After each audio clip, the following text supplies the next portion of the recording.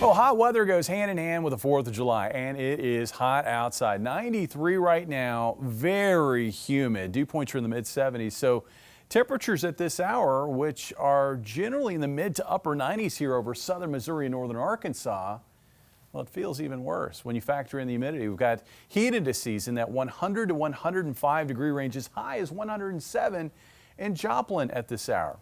We're going to do something about that. We've got a cold front on the way, and it is going to make for a more pleasant finish to this week, and that'll continue into the weekend. Just a little teaser. We've got some good news for you.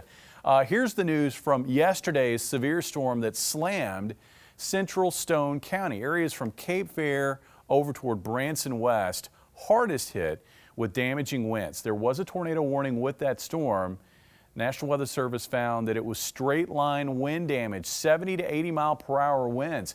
And the tower that partially collapsed was hit by 100 mile per hour wind gusts just off the surface. So still some very strong winds. And you know, even though that's thunderstorm winds, still could be very destructive. I mean, those are the level of winds that you would find in a low end tornado. Looking at conditions right now, pretty quiet across the area. We've seen isolated thunderstorms bubbling up from time to time here south of I-44 from Mountain Grove over toward Shannon County. We've got thunderstorms developing now in northeast Oklahoma. We've got one lone thunderstorm there, just there straddling the state line of Missouri and Kansas, just to the northwest of Rogers. That one has been bubbling away for about the last hour or so. And while we don't have watches right now, the Storm Prediction Center is thinking about issuing a severe thunderstorm watch for southern Missouri, maybe into northern Arkansas. And here's the reason why. We find the thunderstorms developing now across Oklahoma.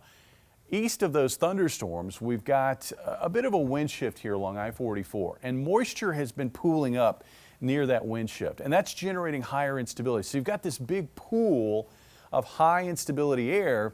These thunderstorms are going to want to develop into that. So I think that we are going to find thunderstorms blossoming and developing into southwest Missouri, northwest Arkansas over the next few hours, really kind of kicking off after 8 o'clock and continuing through the rest of the evening hours, spreading east across the area through midnight tonight. And severe weather will be a possibility. Looks like damaging wind gusts are going to be the primary severe weather mode, maybe gusts up to possibly in excess of 60 miles per hour. Localized flooding is also going to be an issue. And like we saw yesterday, I mean, the tornado risk, you get a severe thunderstorm, especially when you have high instability, you can't completely rule out a tornado risk, but it looks very, very limited. The large hail risk also looks pretty limited, although there could be quite a few storms that produce some small hail. So looking at our forecast tonight, 6 o'clock start time, this is what it looks like at 8 o'clock. I think we have scattered storms into southwest Missouri, northwest Arkansas at that point, and it will expand in coverage and develop further east through 10 o'clock. Through midnight tonight, you can see that activity pushing into our eastern counties, and the leading edge of that line of thunderstorms likely producing gusty winds.